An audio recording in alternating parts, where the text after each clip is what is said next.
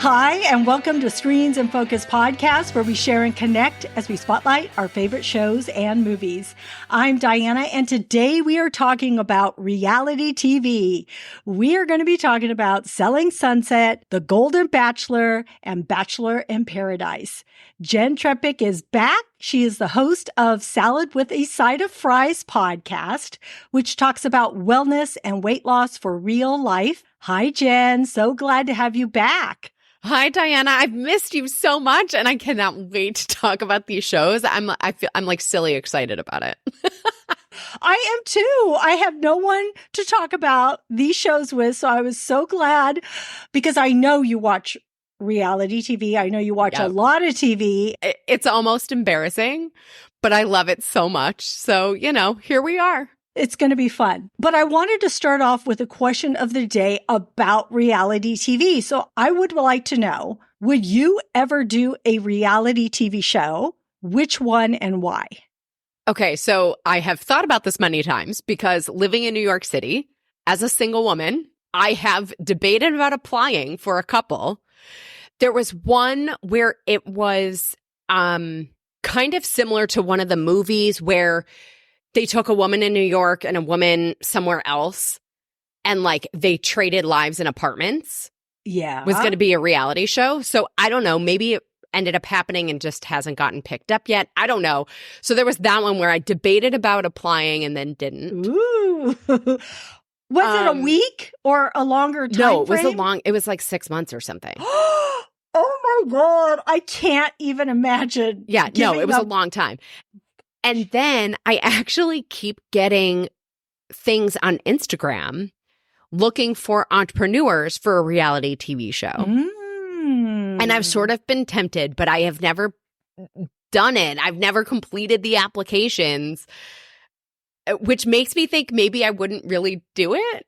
I don't know, but I think about it a lot. Oh my gosh. Oh my gosh. Would you? Would you do it? A long time ago, because Survivor has been there for a long time, and twice I have put out videos to be on Survivor. So that's the type of reality show. Amazing. Yeah, that's the type that I would have done. Now I'm like, I can watch you from my couch. Totally. That's okay. But I had tried it. That never panned out, and it's okay. But when I see the shows that we're going to talk about here, now I don't think so. I would never be on any of these shows. Yeah, they're rough. Wow. Yeah. I don't know. Can't imagine, but it's fun. It's fun to think about, and I would love to know if you ever do it. So I'll keep you posted if I ever actually apply. Because I'll be rooting for you. Oh my gosh, that would be so much fun. Friends out there, let us know what you think. Would you ever audition or be on a reality TV show? And if so, which one and why? I would love to know. And you can reach us on our social media at X or Instagram at Screens and Focus. All of our social media links are on our website at screensandfocus.com and also in our show notes, because we would love to hear from you and know if you would do it, because we would root for you. All right. So we're going to cover 3 different reality TV shows, and I'm going to put the timestamps in our show notes in case you haven't watched all of them and we don't spoil anything for you, because we're going to spoiler alert talk about everything. Yes. Full seasons here.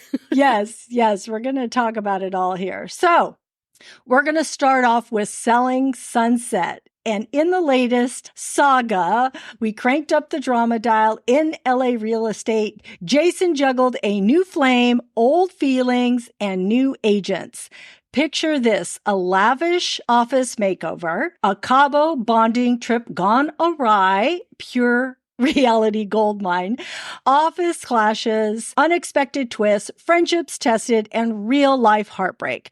Season 7 was a wild ride, topped off with a reunion and lie detectors. And we're just going to get into this binge-worthy, drama, addictive reality show. So tell me, Jenn, what did you think of this season? So it's interesting. I almost feel like Selling Sunset can do no wrong by me. Like, even when there's things that annoy me about it or whatever, I still love it. I still watch it. I still can't wait for the next season, you know? So, and it's funny, like, I don't want to skip right to the reunion, but I messaged a couple people and I was like, who is the guy hosting this reunion and why? Oh. And then I looked it up. I was like, is it the same person as past years? And it is. And he's from Shaws of Sunset or something, right? Yeah. Oh, Or wait, he's is from he? something. He's from the guys that do the makeover. That's what I know you're him right. from. You're totally right. He's from Queer Eye. 100%. You're totally right. He's from Queer Eye. But it was almost like, it felt like the elephant in the room that I was supposed to know who he was. Ah, okay. And it sort of distracted me during the reunion. I mean, but it doesn't even matter. I felt a little bit like they were stretching for things to talk about at the reunion. Like, why did you need the cast of Jason's other show? And why did you need this lie detector nonsense? But I was totally entertained by it. So once I got on board, I was like, all right, I'm in. Tell me, you know. And I can't even remember his name. I know his name, but I can't remember the host. But I like him on Queer Eye, but this to me was not where he needed to be. He was almost too polite at times, if that's even the case. I don't know. I'm waiting for someone like, Andy Cohen, who's on The Real Housewives. I know. I wanted it to be Andy Cohen. Like, I just felt like, I don't know. There were a couple points where I wanted him to have more of an opinion as a fan. Yeah, exactly. And just a little more, I don't know, a little more passion in there somewhere. I don't know. I mean, he's a fine, okay host, but yeah, he didn't take the conversations where I wanted them to go. Right. Like, I wanted him to maybe push back more than he did on some of it. Yeah. Yeah. So maybe, so instead of talking about the reunion, maybe, I know. Let's start at the beginning. It's okay. That's what popped out or right, what came to mind for you. I love Chrishell, but I felt like there was too much Chrishell in this season. It's like, why was she what this show is all about instead of all of them? Okay. What did you think? It's funny. I actually like Chrishell, and I kept saying to myself, why do I like her so much? So I was happy that it was a lot about her because different people have different issues with her. Yeah. And, if she went off the show, I wouldn't like it as much. And maybe I would, but I do like that it is about her and all these other people. I mean, I like it and it's entertaining, but there was nothing about Emma this season. Except that she was friends with Chrishell. Yes. And it's like, well, why is that? Because Emma's dating life is entertaining. They could have brought in a whole other element with some of this and didn't. It's funny because I wanted to know what happened at the one guy she was selling a house to that looked like there was a potential relationship. I wanted to know what was going to happen with that. Totally. And he was that developer and there was like this thing between them. 100%. Yeah. I was thinking about that too. And I do like Emma, so I would have liked to have seen her more. So yes, I agree with you there. I think that they could have used her a lot more. Now, Heather, of course, is off having a baby, so she wasn't really in it so much. So I understand. Which is fine. That. I mean, that makes sense. And I did notice that Mary was less in it. Yeah. And that was, to me, a big shift that I saw. Big shift. All of them. Well, part of it, I wonder how much of that has to do with producers and how much of that is a function of like, at the end of last season, Mary was no longer managing all the other agents. Right. Yes. And so I wasn't sure what was creating, or is it, Mary's shifting storyline to frankly be much more personal than her work? Yeah. One of the things, go ahead. I was going to say that her pregnancy and that route that she's taking, maybe she just wanted to stay away from the drama. She didn't want that storyline because she wanted to be healthy, her mind and her body. I don't blame her. I don't blame her either. So I would imagine that that's why maybe she said, I want to be on this show. I'm still going to be an agent here, but I'm okay to play over here and be a little low key, which is what I felt was happening. Yeah. The new office that they are. Yeah, the new office. The new office was a big part of the storyline because they were moving. But what is fun for me is I went to Los Angeles and I was driving through Beverly Hills. We were going to a restaurant, me and my family, and I saw The Office. I think I The saw your picture in Office. front of The Office. Yes. I didn't realize they were moving because I hadn't seen the show yet. And I wasn't, I didn't know that they had moved. So I said, when we come back, because we were going to a really late dinner at a fancy Beverly Hills Italian restaurant that I really wanted to go to. Actually, it was Funke. I don't know how to pronounce it. It's Funke. Great, great food, but it was a super late reservation because it was the only one we could get. Anyway, so we go there, we drive by, I see it, and I said, when we're coming home, we're stopping and you guys are going to take a picture of me. So we did. So we came back and I jumped out and told my son, take a picture of me. So he did, took a few pictures. But I looked at the office and I thought, this office is not the office that I see on TV. And my son's You saw the new one. Yes, but I didn't realize that at the time. And I thought, well, maybe it's the angles. Maybe I'm seeing something else. I didn't know. And I thought, well, maybe this is the office and they filmed from a different part of it. And so, but my son did say, wow, this is a really nice office because it's all glass. You can see totally right inside. Yeah.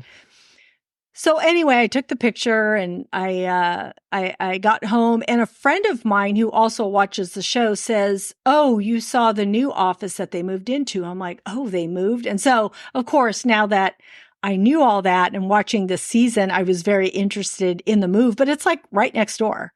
So wherever they were before, the same was strip. Yeah. Yeah. Yeah. But that was crazy. All the money that he spent and showing the relationship with his brother on how they handle things. And well, so it's interesting. Did you watch the real estate reality show with what's his face, whose wife is on Real Housewives? Kyle and Mauricio? Yeah. Mo? Yeah. Uh-huh. I can't remember the name of that. So I watched that one too. Also very entertaining. I enjoyed it a lot. But I wonder how much of this office thing was based on what their office looked like on that show. Oh. And I've worked in hedge funds and a lot of offices where there are a lot of those over the top, activities and things around. It's interesting to me because a real estate office, right? Like theoretically, they're not in the office that much. Yeah. They're doing other things. Right. They're out and about. So it's interesting to me, like there isn't necessarily a business case for that office. Right. In the same way as I think there sometimes is in other industries. And so I wonder how much of that was, the brothers trying to demonstrate. Right. Exactly. Yeah. Prove to everybody their success and progress and, all of those things. I did love hearing so much about in this season, like the origins of the office, of their brokerage and all those things. I thought that was great. And hearing, when Amanza started with them and Mary and, all of them, I liked hearing all that stuff. Right. Yeah. And it didn't bother me. Did it bother you with the dynamic between the brothers? No, I found it interesting because I always wondered. And then, okay, we keep going to the reunion because that's where I found some information out. But I guess they fight just like any brothers would. And they get into physical fights with each other. But then they're over it because they're we're brothers. I'm like, oh my God, you guys are... How old are they in their 40s? How old are they in their 40s? I think they're in their 50s. 50? Almost sure. Late 40s, maybe? Yeah, I think maybe late 40s. I'm not sure, but it's so funny that they get into these fights with each other. I think late 40s. You're right. But also, I appreciated that they were look, we fight. We're brothers. This is... I appreciate that they didn't hide that. Yeah, exactly. I agree. I love it because they're real. And that happens. That was why I thought it was great that they brought that in because now we learn a little bit more about them and also about the money. How Brett? Is it Brett? Gosh, so I don't know his name as well as Jason. So that he just has a different approach or a different thought on where to spend money and how to spend it. And right. So that was interesting. I mean, I feel like that's totally natural though. Yeah. Yeah. But they are brothers and they do work together. So you always wonder what that dynamic is like. Yeah. Because a lot of people work together, whether, if they're family or husband and wife or friends or whatever it might be. So, yeah. Okay. So let's dig into the relationships with these agents. Which storylines, which agents? I don't know. What do you have to say about any of that? The funniest thing to me was it Bree who was talking about hooking up with Michael B. Jordan. Yes. I have literally talked about that story with friends. Been like, wait, like when we saw something about like Michael B. Jordan. And I have friends who are friends with him who live in LA. So I was like, wow, did you guys see this? But she entertains me. I think the whole dynamic, I think it's interesting that she's now sort of, in good standing with people and Amanda's not. Like, I'm a little lost in terms of like what happened between the episodes and the reunion with Amanda and everybody else. You think everybody, I'm trying to recall now. Well, I guess like Chrishell and Emma, basically. Oh, okay. Right. Like Chrishell was saying, like Chrishell was not happy with Amanda in the reunion, but I felt like there were things that we didn't know about. Right. I agree. Yeah. Like I was sort of because things have transpired. Yeah. And it would only be if the host helped bring us up to speed a little bit, Exactly. Or I guess we follow them on social media to find out what's happening with them. Right. But let's talk about Bree first. So what do you think about Bree? She's grown on me. And I also think in last season when people sort of had beef with her, it was with all of them, their issues are because they actually don't have conversations. They never ask each other a question. They all just come at each other with their assumptions and judgments. Yeah. If anybody ever said to Bree, like, hey, how is it for you with this dynamic and the other, baby moms, or, like, here's where I'm coming from. How do you handle this? Like when I was like, what was it I'm going back to last season, but like, I can't remember who it was, had such an issue with her about Chelsea, right? Was it Chelsea who like had the issue with Brianna? Yeah. About like, I couldn't do that with my kid. And here's, I don't know if she was adopted or whatever it was, or her dad wasn't around or something, where she was like putting all of her stuff on Bree. Yeah. I'm sure it was probably Chelsea. I don't recall last year, but it was the beginning last year when Chelsea had said she doesn't believe in all of that. And so she kind of put like, how does she live this lifestyle? I don't like it. And of course, that's where all the beef has started between them. And I feel like everyone else has accepted Bree except for Chelsea. So Chelsea feels like the person who is outside of the circle when it comes to Bree. And that's why she made friends with that other agent that we saw toward the tail end there and really gravitated to her, tried to pull her in because she's all, oh, you see what I see. And I need more of that but I'm thinking, Chelsea, why are you so against Bree's lifestyle if she's okay with it? I mean, she's okay with it. She has to live with it. Her child has to live with it. Why does it matter to you so much? Well, and I think this is right. Like, if I remember correctly, somebody listening, if you remember better, let us know. But if I remember correctly, Chelsea's problem was because she had an absent parent, or what she perceives as like, one of the parents being absent in this dynamic or whatever it was. And then they did have a conversation about it. And they did have a conversation where Bree basically did not accept her apology.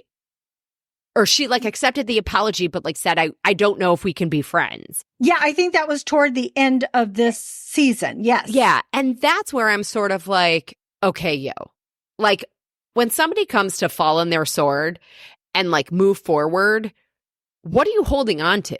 Like, where does that get you? And by the way, that also brings up the Chrishell Nicole thing. Nicole is her name, right? Like, where Chrishell, like, it annoyed me that nobody at the reunion called her out, because Jason in the moment called her out and kind of said, well, what are you going to say? Because Chrishell just apologized. Right. That's the part I think that annoys me in all of these dynamics too, is that like the ones who really are being so unreasonable, where's everybody else to point out to that person that they're being completely unreasonable? Right. Yeah.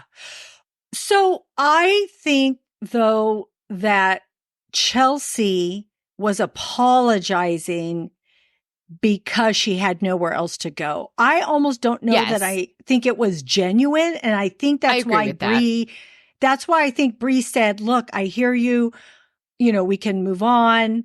But it's funny because I have different feelings on Bree, because a lot of times I do like her because she just says it like it is. Totally. Like she just doesn't go with the flow and then later talk behind your back. No, she's going to tell you to your face how she feels about you. And there's a little bit that I really kind of admire about that, because it's better than just saying, okay, all right, and then going and talking behind the person back. I don't like that. So there is a lot that I do like about Bree and how she talks about her life. Like, I don't think it's it's not going to be to her advantage or her child's advantage that Nick Cannon has fathered a lot of children. I mean, that's a lot of kids to take care of. And so they aren't going to have a lot of really quality alone time with their dad, because he has a lot of kids and also he has a partner or wife or whatever he's doing, plus his career. So, I mean, he's not going to have that much one-on-one with each of the kids. But again, it's already done. I mean, the kids are here, right. So you've got to make the best that you can. So why is Chelsea harping on this? And let's just get past it, move past it, whatever it is. I don't know. And the whole thing with Bree too, at the very end, when she comes and asks Jason for more money, that was absurd. Percentage. And he's like, no, we don't do that. And she's like, well, then I can get more money. I'm losing out on more money. But somebody pointed out, well, you're not even closing anything. So what does it matter how much percentage you're getting? I don't know. But I mean, that's up to her. You're either going to leave or you're not going to leave. So is that part of the storyline? Is that part of, we'll see if she comes back. Because if she comes back, to me, then there's other things. Maybe that was just part of the storyline to make it look like, ooh, she might be leaving the group. Is she going to come back or is she not? Yeah. I don't know. Knows? Let's talk about Chrishell. Because she was in a majority of a lot of these conflicts. Everything. So which one do you want to talk about first? Who do you want to talk? We talk about Amanza. We can talk about what's her name? Mary Lou? I don't even know. Oh, yeah, Mary Lou. Mary Lou, his girlfriend. And then, and then she was also in that Nicole Emma issue. So I don't know. Which one would you like to talk about first? Where to go first? I don't even know that it matters. It's like, I know it doesn't. I guess. Okay, Chrishell and Mary Lou. I thought when they had that dinner where Mary Lou ends up getting Jason on the phone. Yes. I was like mortified. I couldn't believe. I thought Chrishell completely took the higher road there. I mean, and I just feel like Mary Lou looked so immature. I agree. I also think that there is a lack of, I don't want to say communication, but a lack of understanding. I think she twists what Chrishell says into what she thinks, because she'll reiterate what you hear coming out of Chrishell's mouth, and then she says it differently. She says it differently to Jason. My favorite thing was when Chrishell was like, we have all of this on tape, right? I know. Like, it was amazing. Yes. It was perfect. I was so glad she said that. Me too. Because... But I wanted the producers to cut to that video in that moment, like, where the Real Housewives will do that, right? They're going to pause this, cut to that, show us what was said, and then come back to this absurd conversation. Like, I also appreciated when Jason's on the phone and he's like, do I have to listen to this? Like, can I go? But the other side of that is, I think, who knows who orchestrated that whole conversation? Right. But it was absurd. And I wanted Jason to take care of it with Mary Lou. Like, own your relationship, own your shit. And she's only, sorry, pardon my French, and she has an issue with Chrishell because you're not making her feel secure in your relationship. Yeah, absolutely. I agree. Yeah, he should have stepped in and said something, but and we're going to get to it in the reunion, or I don't know if it matters. We can just talk about it, intermingle it now. But that whole lie detector test he took about, do you still have feelings for Chrishell? And he says, no. And the lie detector says, ooh, you're lying. But I do think their breakup is relatively recent. And I think there's a part of him that's always going to have feelings for her. Yeah, I absolutely agree. I think you can't compare his relationship to Mary and his relationship to Chrishell. His relationship to with Mary was so long ago. Mm-hmm. They have so much more history since then. Yeah. Chrishell and Jason are still building the relationship post breakup, that friendship and that dynamic. So of course that's what the lie detector said. I don't know. But I'm sure it probably doesn't make Mary Lou. Well, doesn't make her. They broke up, but they broke up before the reunion. Yeah. Right? Yeah. Yes. But she still had to, and it's funny because she still thinks what she thinks, even after watching the show, or if she watched the show. I don't know. Right. You know what was funny was the comedian that was on there and the jokes that she was making. Yes. It was hysterical. I was dying. Oh my God. She was so great. Good. Nikki Glazer. She hosts, she should host the reunion. 150% she should have hosted the reunion. But she also hosts Fboy Island, another dating reality show, which if you have not watched, no. I highly recommend. Okay. We'll get to show recommendations later, I'm sure. But Fboy Island, hosted by Nikki Glazer, is excellent. Oh, okay. I'm going to have to check that out. But yeah, so I just thought that was pretty good too. Okay, so Chrishell and Mary Lou, they're never going to see eye to eye. And Mary Lou's going to be gone now, so it is whatever it is. Yeah. Onward. So Amanda, that's a tough one for me. And I feel bad for them because I feel like Amanda is a genuine person. She's not looking for drama. I feel like they're mad at Amanda. They, being Emma and Chrishell, are mad at Amanda for not choosing sides. Choosing their side, you mean, in the whole when they were in Cabo and that whole part of it? I think that Cabo thing got so blown out of proportion. It did. But I also think Emma and Chrishell, maybe it was producers told them not to tell anyone or whatever, but come on.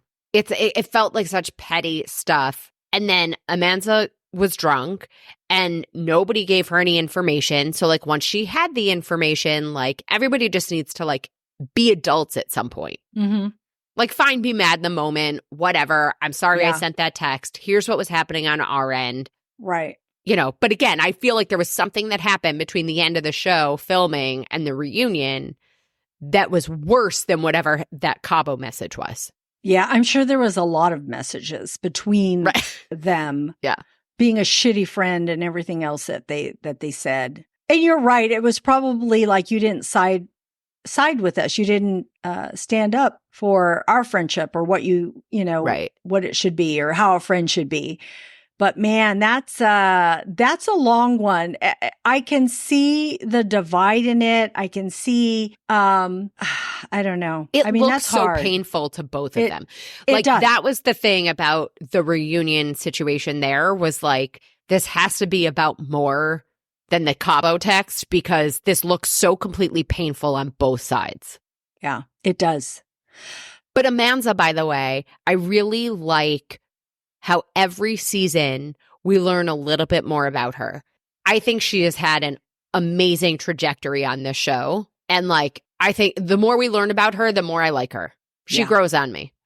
She does grow on me too. Although, I don't know. I just have these mixed feelings about her too. Oh man. Okay. And then there was Chrishell with Nicole, which Nicole was a completely different person on the reunion than she was during this whole season of the show. It was kind of crazy. And how she was with her husband. I thought, you're portraying your husband nothing like you have been this whole season to these women, because the things that you were saying were completely wrong, I thought. I don't mean to say that she has no redeeming qualities, but I don't like her. I don't get why she's even in the dynamic of anything on this show other than to be a foil for Chrishell. Yeah. Like, I don't get it. Okay, do you know what I'm thinking as we're talking about all these women and Chrishell and how Chrishell tends to be the center of everything? Center of everything. And I hate this excuse. I really do. And I'm going to say it even though I hate it. I think people are jealous of her. Yeah. And not, they just are. They just are. And it's hard because it's something in them that, you know, whatever it is that she holds or however she is. And I like her too. That's Me too. The problem. I know. I'm like, ugh. So I think but part of why we like her, right? If we go back to the beginning of Chrishell on this show, her breakup, her divorce, right? Seeing her and her not hiding how painful this was for her and watching her try to figure out her life as a single person after this divorce that she clearly didn't want. And then to have this relationship with Jason, and then now in her current relationship, like people like Chrishell, because they have ridden that roller coaster with her, right? They've seen her at all these points. Like people are cheering for her. Yeah. To be happy and successful and all the things. Also, her background previous to that is it was hard. She had a hard life. She wasn't born rich. She didn't live this life. She had to figure out her way. So I think that adds so much more background, so much more relatability to her. And that's why I think anyways, because if she was just some rich person that was living this life, I may not feel the same, but the fact that she's not just adds so much more. Well, and to that point, right? Like we know that background piece on Amanza. We don't know that background on Nicole. Nicole comes out kind of out of nowhere. Yeah. As a jerk who is acting like a baby and doesn't accept a genuine apology. Right. And even when Jason then put them on that deal at the same time together, right? I thought Chrishell handled that so well. And Nicole was a baby. Yep. And it's like, I just feel like every chance she had to bring people to her side, she messed it up. Yeah. Even on the reunion, when she had that remark that came to light about what she said about Chrishell and G-Flip, right? I believe that's so, her partner's name. And it's the fact that Jason even had to point out to her why it was wrong. You don't give a positive remark to someone who has just said something so derogatory. She's kind of oblivious in that regard. So I don't know. So that's not going to help her in her favor at all either. I still love the show. I can't wait for next season. And I'm not going to lie, I like the other one too. I have a hard time keeping track of who's who in that cast. You know, the Jason and Brett's other show, like their spinoff. I thought it was interesting. Let's move into the reunion since we're kind of talking about that part. When they came onto the stage, I noticed that all of the Selling Sunset cast did not seem thrilled. I noticed it in their faces. It was almost like, why are you here? This is our reunion. What are you doing here? And they walked on, they did their thing. They had their drama, which I had no idea what their drama was because I don't know what's going on. Then they walked off and there was like this kind of strange dynamic. It was weird. That was going on. Yeah. It was weird. And I don't think it was necessary. Like if they did that to try to promote the season of that show that's about to air, they could have done it in just previews or asked Brett and Jason about it. Yeah, I agree. Instead of bringing them on. Yeah. Because I thought it was totally out of line and unnecessary for that cast to be commenting on anything of that dynamic in the office, you know, that they're not in. Yeah, it was very awkward. And yeah, I agree. It should not have happened, but that is... You know what? We should just be the producers. I know, that's for sure. So let's just get to this lie detector test. Was there anything... We already talked about how Jason still has feelings for Chrishell, but was there anything else that popped up that surprised you? No, nothing surprised me. I don't know if there was stuff. I don't know. I thought it was a little like anticlimactic. Like there was no giant revelation from this lie detector. Like it felt like a gimmick because they didn't know how to fill the time. Yeah. Well, I think people latched on to the whole Jason and Chrishell thing. Yeah. I also think Bree talking about Michael B. Jordan was another thing that is circulating. Yeah. Unfortunately, I'm like, why would she get up and say it? Even she should have just said, I'm not going to answer it, or I don't know, because she probably doesn't know how these things live. These things have life. Right. Right. Anything that's but it was on a funny. reality I mean, show. I'm not mad at her for it, but I know, but yes, that's information that we have fun listening to. But I think Right. about them, the people that are actually having to live it out. I'm thinking, Right. oh man, that's tough. And why was there something else I was going to say? Oh, Chelsea not doing it. I thought, ooh, she's the only one because she has things that she does not want to reveal or be asked about. I thought that was interesting that she was the only one who did not get up there and do it. I do want to bring in Mary and Romaine because I just felt so I thought Romaine bad looked for like them. such a gem of a human this season. Yeah. I mean, the way he handled the whole thing and the way Yes. he commented and whatever, I thought I thought he was amazing. He's grown because Yes. he's fairly young, and I feel like I have seen him grow in the seasons that he has been in. So, and I this thought was the first really... time I felt like I understood their relationship.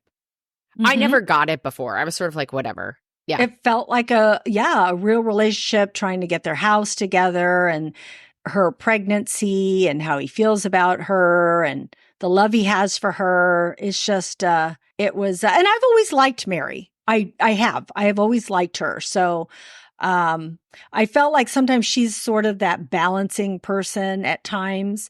Yeah. And it was interesting because Amanda was so upset that Mary could make it there and Romaine, but that Chrishell couldn't make it there, and she didn't understand that. But I think what everybody has to realize, and with anybody, with them on this show or with anybody in real life, everybody has things that are going on in their life. Totally. And you don't always know it.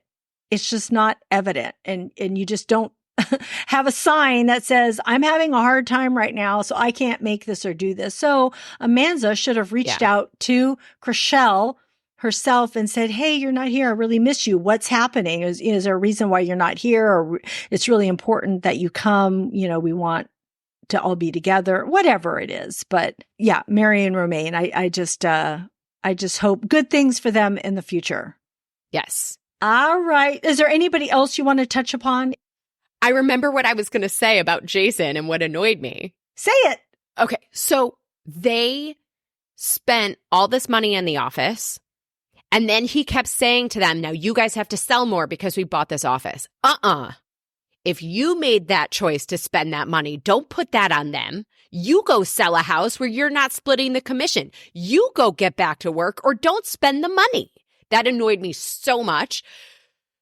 I just can't. I'm so glad you said that. I remember when he said that, I thought the same thing. I thought, okay. And then he kept doing it. I'm like, this is your office. You decided to spend this money. Why do they have to work to support this office? That's your decision. Right. You get what, 40%? Is it 40% of what? Right. Or whatever. It depends, but it's. Yeah. Right. And then the other thing that I did like about things was I like that they were talking about what was happening with the changing laws and the impact that was having. I was very entertained by sort of the macro level conversations that then translated into real changes in how they work and what they need to do. True. Yeah, because when they were saying that, we have to close this before the heritage, right, or I can't remember what tax was going to. Yeah, it was like the millionaire's tax or whatever. Yes, was going to change. I love that. But I'm excited for the next season. I'm excited that they said that they were already filming and it already wrapped or whatever it was, like the next season. So that That makes me excited. Ready. I like to look forward to it. I'm ready. I know. I'm ready too. Oh my gosh, it's going to be fun. I can't wait. All right, let's go into another reality show that is so popular. Oh my gosh, so many people are watching the Golden Bachelor with Gerry Turner, the very first Bachelor who is in his golden years, which is he's 72. And so I actually was late to this because it's a long story why I was, but I didn't come in till a few weeks after it had already started playing. I think I messaged you and I was like, are you watching? And you were like, oh my God, I didn't know it started. So it's like, yeah. So I quickly caught up, and just the whole premise of this, it was heartbreaking to me originally when I first started watching it, because I don't know, there's just something about seeing this older generation of people out in the dating world and in this kind of social experiment, I guess. It's hard because, their hearts can be really broken. So I don't know. What did you think of it? All of it. Yeah. First of all, I thought it resuscitated a dying brand. Yep. It is the oxygen that the Bachelor Nation needed, because otherwise it was going downhill fast, and it's been going downhill for a long time. So number one, I think it's exactly what was needed. Number two, I think Gerry is one in a bajillion. Mm-hmm. Right. I don't know that they could replicate this. Right. His ability to be comfortable in front of the camera, to communicate, to, be so forthcoming. I thought, I don't know. I think it opens the door to other things, but I don't know that they could do this again and have it hit the same way. Because I think a lot of it was a function of him. Mm-hmm. And he's a unique guy. I thought the women, and we can get into like details of some of them because some of them drove me nutty and some of them are like my favorite people on the planet. But to the piece on Gerry, even if they try to do the Golden Bachelorette, I don't think they will find 25 Gerrys to be the guys for that season. Like, I think it's hard. So right. Yeah. Yeah. I think you're so right. I hadn't thought about it that way, but I knew watching this that Gerry is not your typical 72-year-old or in his 70s or over 65, whatever it might be, because I just don't think so. I think Gerry is unique, and sure, there are other men like him, but is that the norm? I don't think so. Right. I would hope it would be, but I think it's a lot easier to find 25, 30 women who are in their 60s and 70s with that kind of energy and all, and whatever it is. I don't think it's as easy to find that many men. Yeah. It'll be interesting how they go from here with this show and what they, hope to do. But you're right. I think it rejuvenated the show because I was getting tired, and I don't watch all of the seasons. It depends on who the Bachelor and who the Bachelorette are, if I want to watch it or not. And sometimes I've just been opting out because I'm like, I am tired of seeing these women. They come on, they're 25 and they're bawling their eyeballs out. And they're like, my whole life I've been waiting for blah, blah, blah. And I'm like, okay, you're 25. So here's the thing. And we could talk about the women. First of all, I have so many thoughts. So I thought the women in the house and their dynamic was absolutely amazing. And it was so fun to have it not be so catty and dumb every episode. Mm-hmm. But the other thing to that point, like if I were producing this show, I'd skip a Golden Bachelorette and I would do a Bachelorette who is in her 40s, maybe has kids, maybe never married, maybe doesn't, kids or no kids, maybe divorced, maybe never married, and get all of these 40 to 50-year-old guys. Yep. Maybe a couple in their late 30s to give you that range. I think it makes the argument for doing a older millennial / Gen X season of Bachelor, Bachelorette. And I think that could go back and forth over and over because I think, first of all, I'm in that demographic, and everything right now seems to be targeted to us. Like every Super Bowl halftime show is like targeted to like our generation. But I think that's an interesting place where you get, hopefully, more of the maturity of the Golden Bachelor women in the house. You know what and like they actually have had some life experience to hopefully have some perspective where you actually buy the fact that like either they're devastated or not, or going, look, I don't know that I like this guy yet. Like it's been 10 minutes, you know, right? Yeah. Versus like the 22-year-old who has one conversation and then bawls their eyes out. So it's funny because before the Golden Bachelor, or I knew about it, I was talking to a friend of mine and we were talking about The Bachelor. And I said, I have trouble watching this now. It's just not working for me.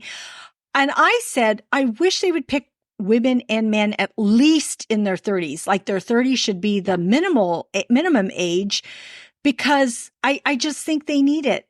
And so it makes sense if they were to come back with somebody in their 40s or, you know, maybe even 50s to do another show. You're right, because you would probably have a lot more cast. But I do want to say what I love about the Golden Bachelor that it has brought to all of us and everybody else is that all these women, when on the Women Tell All, they all said, so many of these women said, I felt invisible. Yeah. I felt that I love wasn't for me anymore, that I was past that age and, you know, I was just going to maybe live out my life without anybody. And I thought, oh my gosh, this is so amazing that we're hearing this, because it is so true. Even me as a podcaster, sometimes I feel like, because I'm not a younger person, that I can't appeal to as many people as to what I'm doing. Well, I feel that like I'm not even, you know, that young either. And a lot of the young people with podcasts in my category use their bodies to sell the podcast. And I'm like, I'm not doing it. Yeah. So I get it. And I'm not even, you know. Yes, exactly. So I just love that message of all of that. Agreed. I love that they didn't feel invisible. They saw that there's hope and gave them inspiration. And I loved their dynamic with each other, that even on the reunion, right, that they were really just adults about it, right? And like mature and funny. And the outtake thing, or the package that they did about the gas, of whether it was like the meatballs or the guacamole. Oh my God. Hilarious. Yes, but I love the fact that that was what they had to use to create a dramatic package at this reunion. Yeah. Right? That like, was it the meatballs or the guacamole? Like, yes. You know, Guac-gate 2023. But I love the fact that that's what it was about and not something else. Like it was such a breath of fresh air. It was light and it was fun and it was entertaining and it was heartwarming and like all the things. I thought they nailed it on this season. And kudos to Jesse Palmer. I think he is doing an absolutely unbelievable job. It gave me chills right now as you said that. I thought the same thing. When they would get so emotional, he was so good. He was right there. He was caring for them. He knew what to say. He knew how to handle everything. He was so good too. I think he's so amazing. I love him hosting this. I think he's very incredible. And is there any of the women that you had favorites of? Well, first of all, I'm a big Leslie fan. Sorry, Teresa. I think you made a mistake. I thought Leslie was just such a catch. And it annoyed me that Teresa barely let Gerry talk in the after the final rose part. She drove me nuts. Kathy is the one that Teresa had beef with. Yes. In that after the final rose, I wanted Kathy to be there so bad and just to roll her eyes when Teresa wouldn't stop talking. It's funny because Teresa had, I do know one of my friends liked Teresa, but I think a lot of people found Teresa a little bit annoying. I mean, she's a nice person.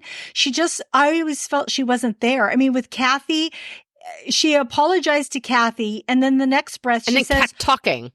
well, then she says, Gerry came to my bedroom, and Kathy's like looking at her like, why did you just apologize? And then you're telling me something intimate that I don't want to hear.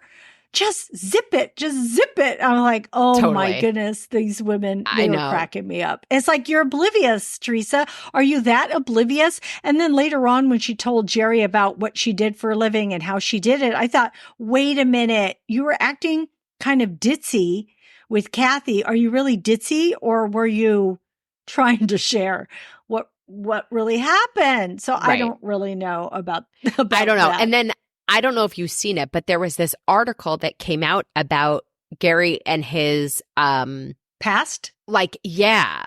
I like with did. his career and this ex and all these Yes. things. And I'm sort of like, it's not changing my opinion of him. I don't know what the point of this article was, but it also just shows that like somebody is always going to try something in this world. It's so true. 100%. Because what the point was that Gerry came on saying that he hadn't loved anybody, hadn't had a relationship, he hadn't kissed somebody in so long. And so they were trying to say this other person did have a relationship with him for a long time.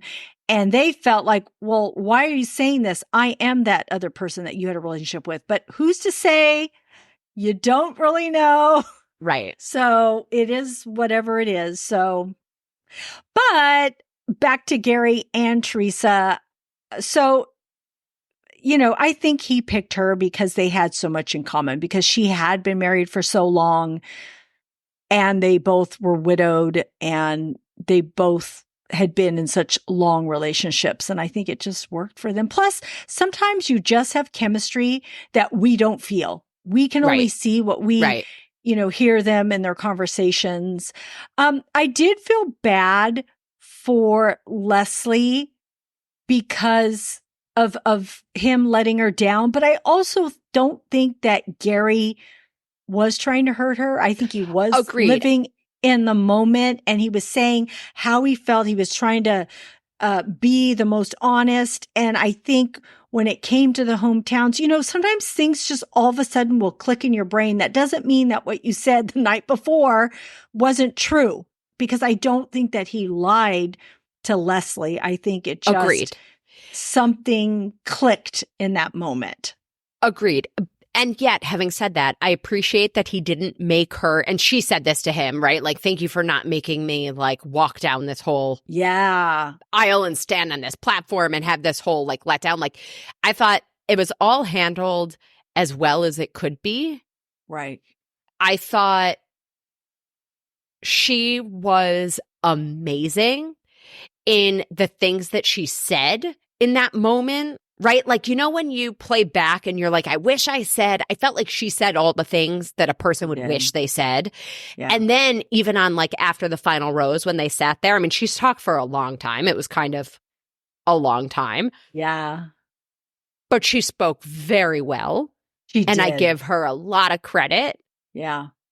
And again, I think it's just the difference when you're looking at people who are 22, 25, 27 on Bachelor in Paradise or the other Bachelor, Bachelorette seasons compared to adults on the Golden Bachelor.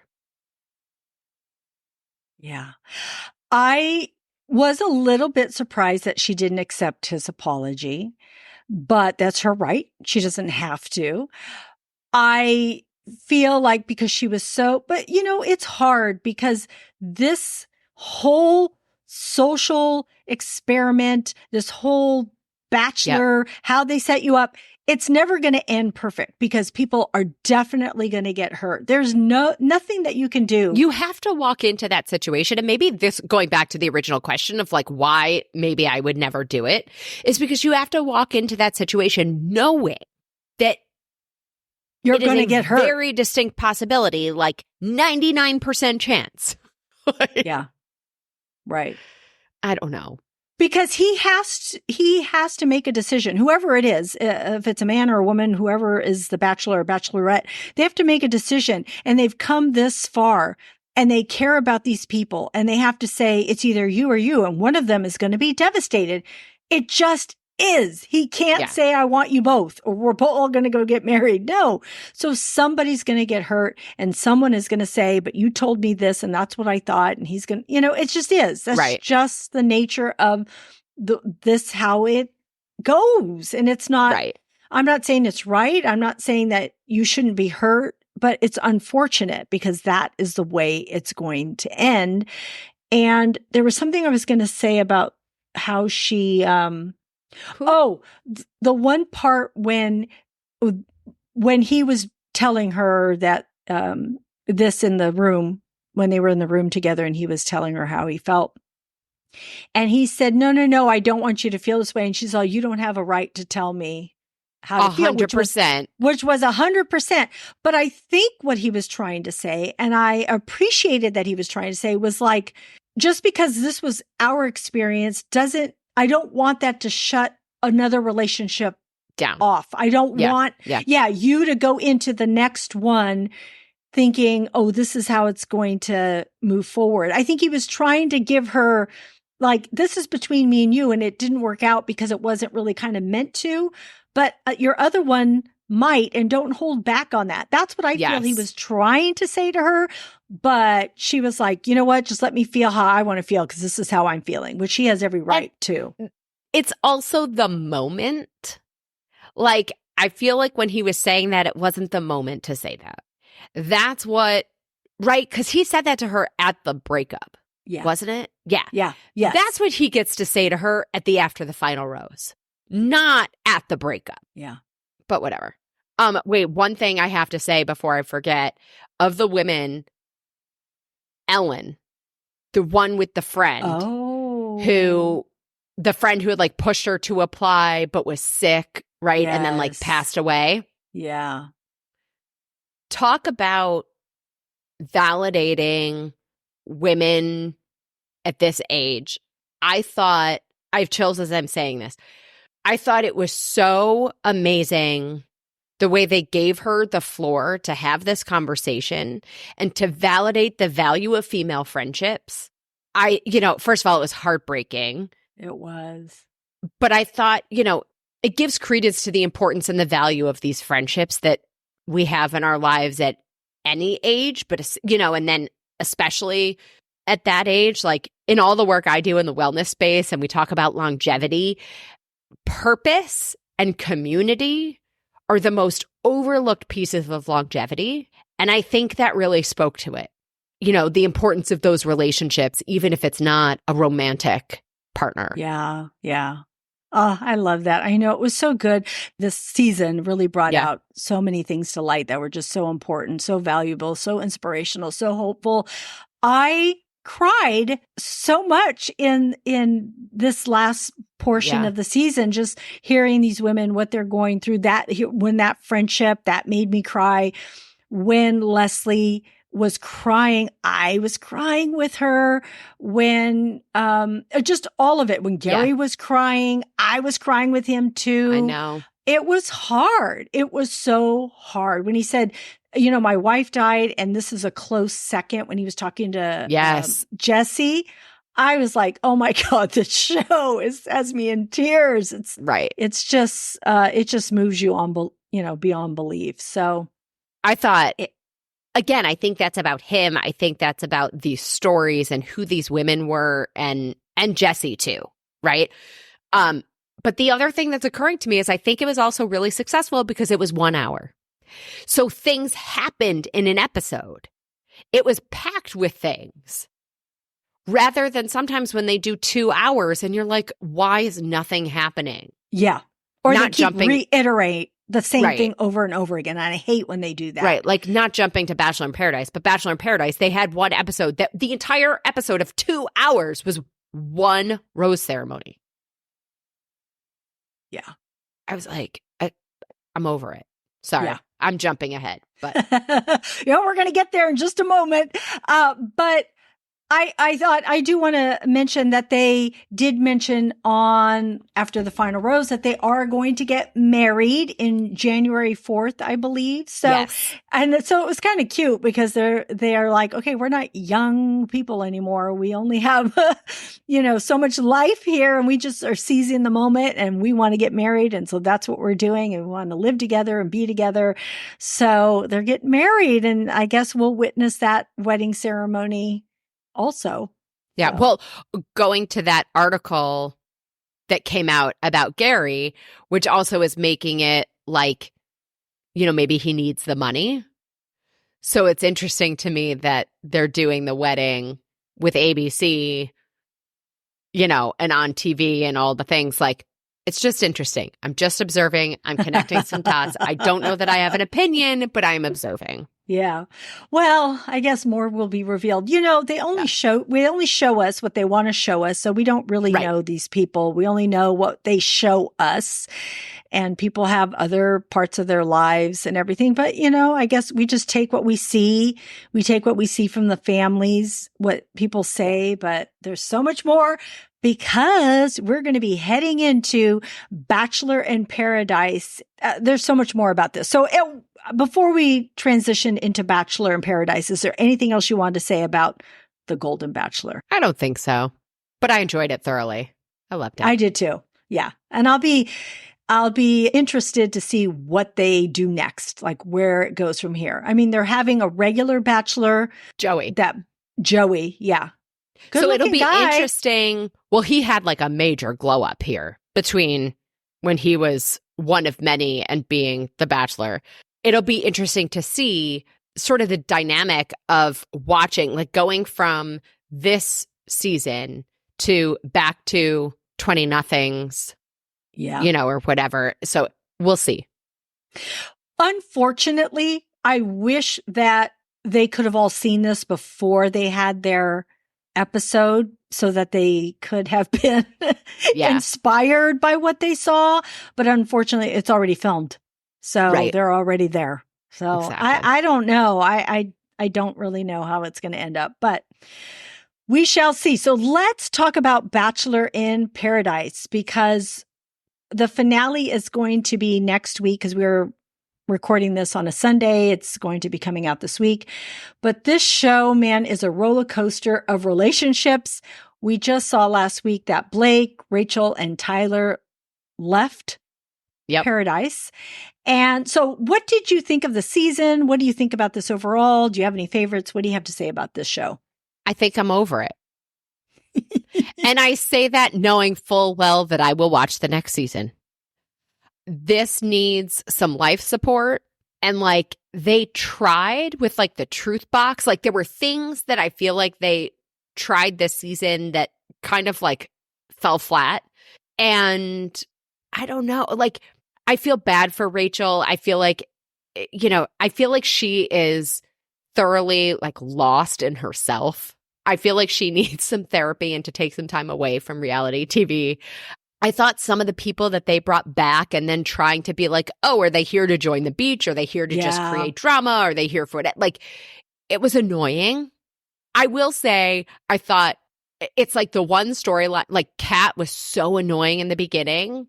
And then the show makes her look awful. I'm not saying she actually is, but the way this was cut and the conversations that we saw, it makes her look awful. And then when she's with, what's his face? Towards the John end Henry? now. John Henry, thank you. Uh-huh. So did you see in this last episode during the credits, it shows the two of them laying on the bed talking about, they're like laying on a daybed, kind of like making out and talking. And then they're like, okay, we should go to the bathroom. And he's like, I have to go too. And then they have this whole conversation about like how often they need to pee. And then they're like, wait, let's make out a little more before we go pee. It was kind of the funniest part. And I wish the whole season had been stuff like that. It was like there's gems in there, but I feel like you have to hunt for them. And 2 hours is just way too long. This should have been an hour. I agree with that too. Okay, so my feeling on this is you're right. It just keeps going over and over again. You keep seeing the same things with different people. And yeah, the fact that they brought in Charity and then they brought in Katie. I hated that, by the way. And then you weren't sure if they were going to stay or not stay or why they were bringing them in. Okay, so they bring in Charity looking like she's going to spill something. I know. But she really doesn't. I thought you played this up to make it look one way and it didn't pan out that way. You know, I thought that, is it Aaron B? Or no. Yeah. What was his name? Is it Aaron B? Okay, yeah. You thought Aaron B was going to be this, something was going to come out about him. Well, and I'm like, how is he sitting there saying she could potentially ruin my entire life? It's like, well, what does she know? And then she comes down to just tell Eliza to go for it. I'm like, this was so annoying. Yeah, it was. I would have rather watched them try to figure it out and have the conversation between each other and force Eliza and Aaron B to have a conversation than to have Charity come in this like false hype and then a letdown of what it was. And then also, Kat's the one that said something. So why did Kat say that? So what did Charity tell Kat? And why did Kat mention that to Eliza? Why didn't they talk about that? Like, what was that? Like, why didn't Charity say to Kat, what are you doing? Like, that would have been much more entertaining than Charity coming down and being like, no big deal. Go for it. And also with Katie, it made it look like Katie was going to be on the show because Katie is currently on Fboy Island. Oh, wow. Okay. So it was weird for Katie to all of a sudden be back in like Bachelor world when she's on a different reality dating show. Wow. Okay. I don't know. It just felt, I don't know. Okay. So the people that I felt bad for I felt bad for Rachel because I saw Rachel's season when she was on with her and Gabby. Same. And she was okay. She was all right with me. Now I feel like, I don't know, she's matured some and maybe she is a little bit lost, but I don't think so much as she's lost. I just don't think that any of the guys that she needs to be with are on the show. Well, that's what I mean. I feel like she's putting all of this into these guys where it's like, can you just see them for what they are, that they're not right for you versus trying with everyone? Like, I feel like she's not owning herself. You know, like in the end, when she left, she did, but it was heartbreaking. Yeah, it was heartbreaking. Rather than going to Tanner or going to whoever and like giving it a shot or not, or saying, here's what I'm looking for. Are you in for that? I don't know. I feel like they set up so much. And that's what I think I don't like about this show is that they set you up. You think you're on a certain way or relationship's going a certain direction. And then all of a sudden it isn't. Because sometimes when people are on dates, like when Blake was on a date with one of the gals, or I don't know if it was Blake or not, it looked like, wow, he's having this different feeling. Was it Kate? It wasn't Katie. I don't know who he was I don't remember on. who it was. Anyway, it looked like he was going to that direction. And then he comes back and he goes back with who he was with. Yes. Yeah. And I'm thinking, that's not what it looked like over there. I'm so confused. And they've done that with other bachelors and bachelorettes too. You think they're going on this, and then they'll say, oh, this person makes me feel this way. Excited. And then they go back and they're all like, okay, I'm still the same. So part of it is that. Part of it, I think, is like the editing, right? Where that's how they create the drama and keep us coming back and watching and wanting to see what happens. The part that annoys me is like with Blake and Jess, for example, right? Yes, Blake goes on this other date, comes back and says, Jess, no, it's you. Then in the last episode that we saw, they're both going, yeah, it's kind of never been here between us. And it's like, wait a minute, you have taken, what was this, episode 8 or 9? And each episode is 2 hours. So I have spent somewhere between 16 and 18 hours watching them, and I haven't seen a single conversation where either one of them has said it may not be here. Yeah. Like, come on. Like, I'm like, but Blake we had so much time. Yeah, but Blake did ask Jess. He did mention it to her. He said, you know, is this going somewhere? Am I the person? Because I feel like we're not progressing. And then she didn't she make out with one of the other guys and then almost looked like she was going to go down that path and then she came back? Yes. I think she was the one who was being kind of wishy-washy. And I think at this point, he's like, okay, this isn't going anywhere. For sure. I'm not. And she didn't deny it in this last conversation. No. I also like that Blake and Tyler were like, if it's not this, peace out, I'm gone. Rather than Jess staying. And now all these people, like, are they really interested in Jess or do they just want a rose and her rose is up for grabs? Exactly. Well, also Tyler, though, I guess kind of played Mercedes because that's what she was saying. Because she's like, I thought you were into me, but now you really aren't into me. And then just all the relationships. I felt sorry for I can't remember his name. He was one of the guys that initially came in and he was the one that was with Olivia, and then he went with Mercedes at that time, and and then what was his name? Yeah, everybody loved him in the beginning, and then everybody's like, ooh, this and that, and everybody wanted to be with him, and then he ends up going home. He went, home without anybody, but I felt like he was somebody who was there to be in a relationship because some of the guys to me are not. They're just to go on there and date whoever it is. But I felt like he was, looking for somebody. I'm looking at this cast list to see. Will. Yeah. It was Will. Yeah. That sounds about right. Will. Sorry, I have to go back because now I'm looking at the cast list. Rachel with Jordan, like you nixed him on the first date of your season. And now you're like, this is it? I don't blame him for being like, let me explore something else. And then, oh my God, how embarrassing when the other kid, somebody said Tanner, and then the other kid stepped forward in the rose ceremony. Oh, yeah. Yeah. Oh my God, that is mortifying. I felt so bad for him. I did too. Yes. Like, how many memes is he going to turn into? Poor guy. I know. I think it started with a T. It might have been another Tyler or something like that. I can't remember his name, but it was a T. Yeah. So, and I do want to say that Kat really bothered me a lot. She went off the deep end, everything that she said, did, the way you had mentioned like maybe editing and everything made her look bad. No, she made herself look bad because she was just very unaware and just cared about herself and her feelings and not really anybody else's. And so, yeah, she probably annoyed me out of everybody. So of all the couples, I am curious because it does look like someone gets possibly married on the beach, which is shocking to me because I know that they said it at the beginning and I thought, wait, who do I see that has gone this far? So the couples are... Yeah, but I have to tell you, with the way that this has been going, it really would not surprise me if Charity comes down and gets married. I know, right? And the wedding is somebody who hasn't even been on the beach all summer. That would make total sense. And that would probably make me happier because I can't even imagine any of these people. You know what? That is a great thought, prediction, whatever, Jen. And I hope that that's the case because the couples are Eliza and Aaron B, Kat and John Henry. So they could get engaged. Eliza and Aaron B could get engaged. I could see that. Engaged, but that's different than getting married. Yeah. Yeah. Kat and John Henry, they don't know each other long enough. Kylie. They're going to break up. Yeah. Kylie and Avon.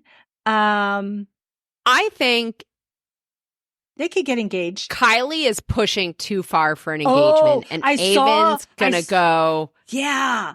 Yo. I think I saw I'd be willing to keep this going. But if you think that we're about to get engaged tomorrow, like, I'm not there. Yeah.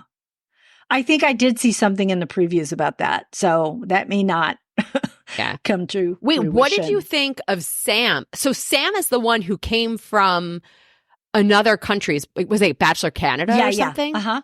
What did you think of that? I feel like I don't know enough about them, but to me, they're the couple that seems to be the most realistic. Yes, the most normal. So I know. I'm thinking, wow, they could go far. To me, if let's say it had to be one of these couples, I almost feel like it's them because we don't know any drama concerning them. Right. And we don't. I have mixed feelings about only one cast member from Bachelor Elsewhere. Like, if what they want to do, and maybe this is the direction that Bachelor in Paradise needs to go, is that it becomes a mishmash of people from Bachelor in other countries. Like, remember when they did Bachelor Games? Oh, Did you watch that? didn't. And it was people from all over the world. It was so entertaining. And yeah, we don't necessarily know, but at least if there's one other person from their country or their season or whatever it is that can bring some of that color and conversation, to me, that might be a way to revive Bachelor in Paradise. Yeah. Turn it into like this more all-star from all over the world Bachelor situation. Because just one from elsewhere, like, didn't add anything. Yeah.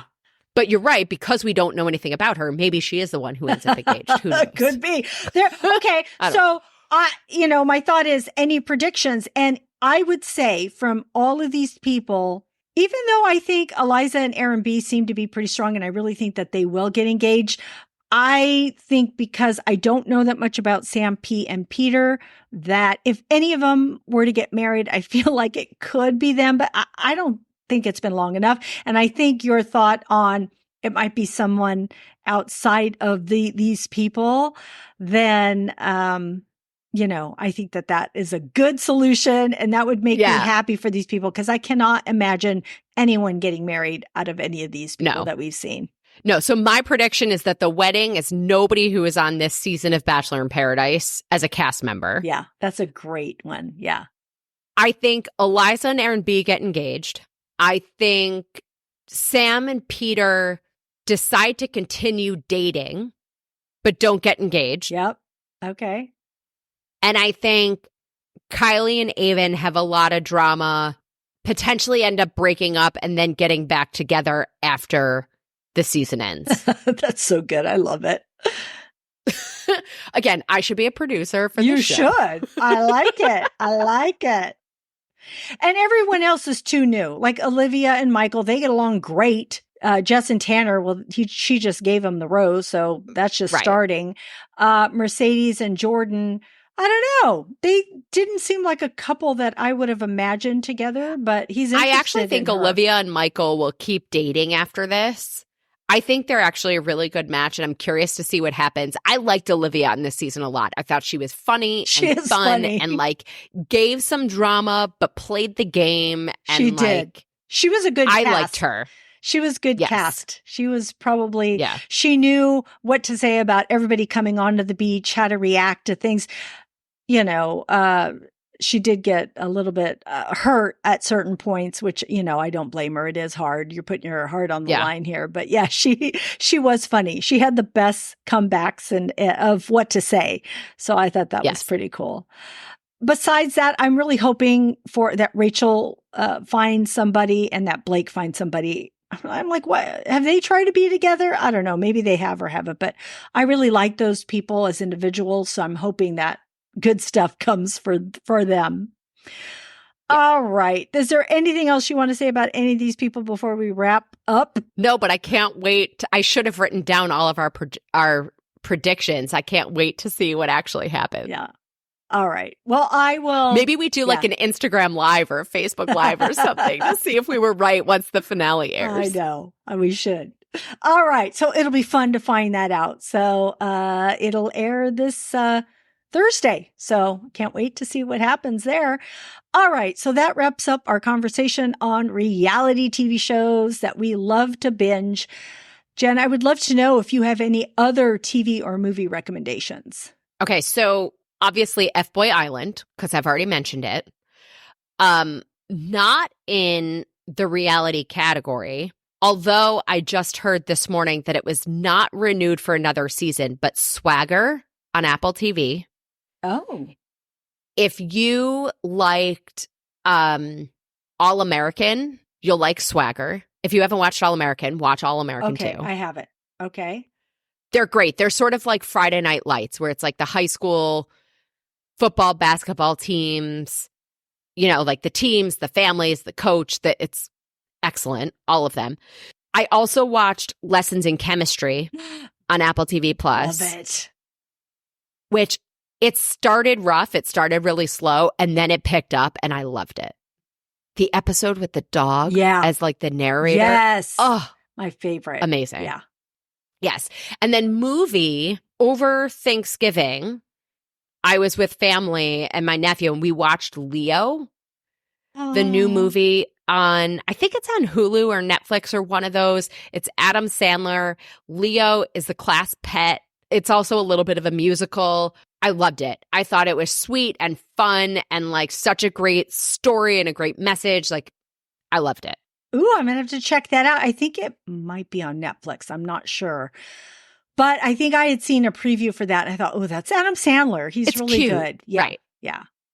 Awesome. Thanks, Jen. Great for the whole family. Yeah. Yeah. All right. Well, I just want to share a few before we wrap up here. One of them was by chance. I happened to watch Christmas at Graceland, and I watched this because it was after the tree lighting, the Rockefeller Center with Kelly Clarkson, and I saw that it was coming on, so I happened to tune in. Oh my gosh, I was so glad that I did. Oh my gosh. So I guess it's the first time they've opened up Graceland. Riley Keough, granddaughter of Elvis, she's not really hosting. She kind of opens the door and walks you into the place and says, you know, it's about time we have music back here. My grandfather really loved music, loved Christmas. Oh, I have chills as you said that. Yeah. And then you hear different artists sing. And I have to tell you, every single artist that sang was moving. It was extraordinary. It was almost like the feeling, the spirit of being in this place. Oh. Lana Del Rey sang this haunting rendition. I was like gripped to the TV. I was like, what am I watching? This is magnificent. I have never seen a show where every single person that sang moved me. Post Malone sang outside. And John Legend sang, Casey Musgraves sang, and it was so good. And they also intertwined Dolly Parton and Cher talking about their favorite memory of Elvis, which was very cool to listen to. And then you get this little piece of Riley Keough in the kitchen with Lana Del Rey talking about just a quick memory that each of them have about Christmas. And it was so well done. It was so well done. When it was over, I'm like, no, it's over. It can't be over. Oh, it's so all right. good. I'm going to go watch it. It was on NBC, but it's on Peacock now.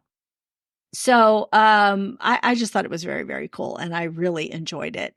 I'm also watching Virgin River on Netflix, and they dropped the last 2 episodes on November 30th. So it was centered around holidays. So I can see why they waited and held those episodes, and now they put them out. Although now I wanted more. I'm like, that's all we're getting.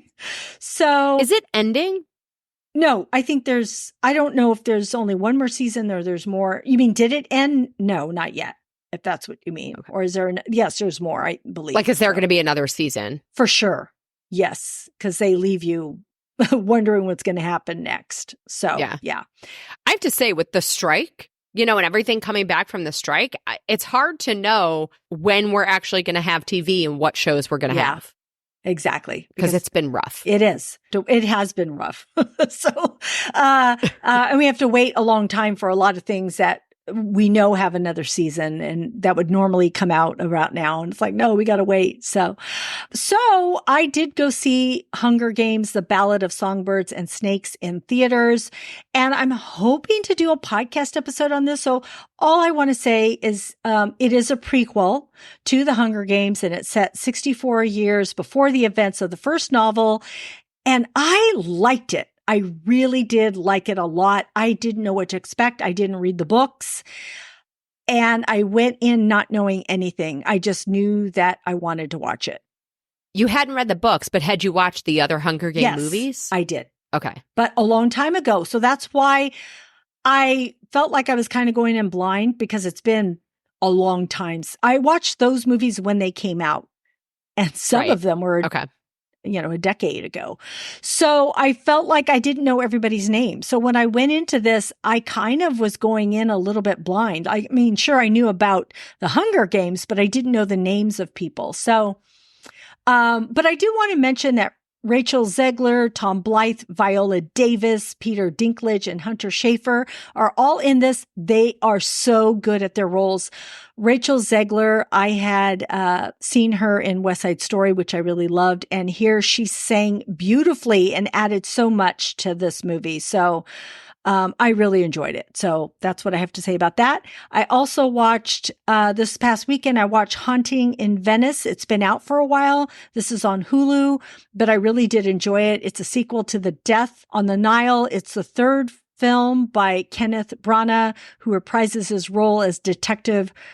I'm going to butcher his name, but Hercule Poirot, if I am getting it I don't know. close. I haven't watched them. So should I go back and watch from the first one? Or just watch this one? You could just watch this one. You don't have to know his history. It's just he's the same character. He's the same detective. So, but I really enjoyed this. And of course, this was an ensemble cast too. Tina Fey is in it, Michelle Yeoh, Jamie Dornan, Kelly Riley, and more. So, yeah, I don't like none of the other characters are in this. Okay. You know, they're only in this movie. Only he is in the other films. Yeah. And it just kind of gives you a little bit of background. He's playing the same character. And now he's retired, but he has to solve another crime. So it was fun. I enjoyed it. I thought it was great. All right. Well, that's what I have for you. So friends out there, if you have any recommendations for us, you can reach us on all of our social media. Also, Screens in Focus does have a Google Voice number. And if you feel more comfortable calling us, that would be at 669-223-8542. Of course, that number is in the show notes. And also, again, you can reach us through social media, which is also in the show notes. And all of it, you can get to our website at screensinfocus.com. I want to thank Jenn for joining me today. I'm so glad you joined me, Jenn. I love talking TV and reality TV with you. So thank you. Oh, Diana, thank you. I love being here. Oh, I'm so glad. And do you want to remind people where to reach you? And I will have it in the show notes. Oh, yeah. Wherever you're listening now, podcast is Salad with a Side of Fries. Wellness, nutrition, weight loss, but for real life, because who wants a life without fries? And all social media, I am at Jenn Trepeck, JENNTREPECK. Please reach out. I love hearing from you. Jenn is so awesome. She is a wealth of information. Please check out everything she does. It's just so amazing. So, and please follow her on social media. All right, friends out there, I want to thank you for tuning in. We are grateful you tuned in, and we hope something that we said today resonated with you, gave you a chuckle, some happiness, some positivity, or inspiration. Please subscribe to our website at screensinfocus.com and tell a friend, because we would love more members of our TV club. Again, you can find our website listed in our show notes. I want to remind you to keep watching, keep exploring, and keep those screens in focus. And we will see you next time. Bye. Bye.